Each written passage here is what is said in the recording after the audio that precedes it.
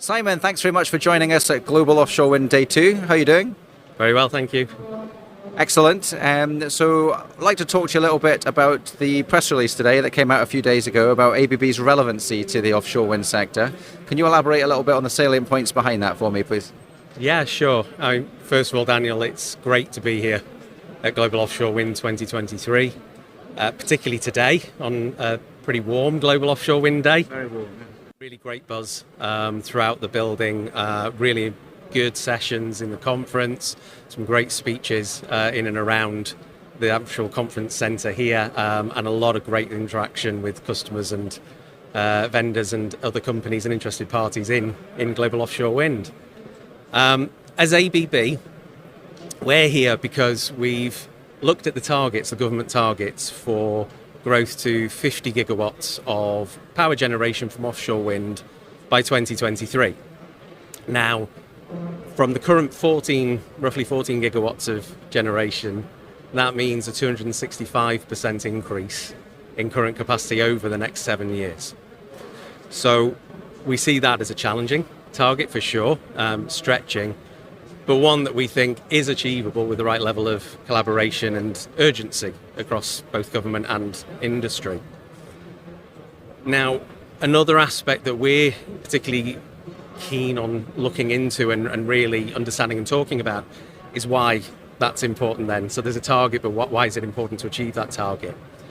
And there's the clear incentive of renewable energy as a green form for offshore wind. But some other aspects around currently capacity is generating 18% of electricity for the UK. If we achieve the targets set out by 2030, that will be at 62% of generation for the UK. That's important because currently we have around a third of our electricity production comes from gas power generation. Now, one of the great things about offshore wind is it is less than half the price in electricity production compared to gas. So as well as the green form of energy, it also acts to reduce in the medium term the bills and the cost of electricity for consumers and industry. So we think it's super important from a UK societal part, both in terms of the source of energy and the cost, but also then more geopolitically across Europe and energy security. So increasing that energy security for the UK, but also as a net exporter through the subsea connections to Ireland, France, Norway, Denmark, that we will be a net exporter sustainably of electricity throughout the region. Perfect. And I think ABB are very well recognised as a technology organisation, but people maybe a little less familiar with the actual projects that you're doing in the offshore space.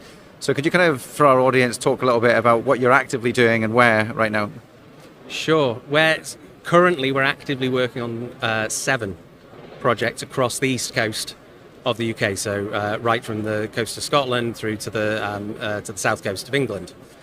And those 7 projects represent, when they're live, and that will be connected to the UK grid around 2026, 27, an additional capacity of 9 gigawatts. So part of that challenge of moving from 14 to 50 gigawatts, we're already actively working on 9 gigawatts in projects already underway.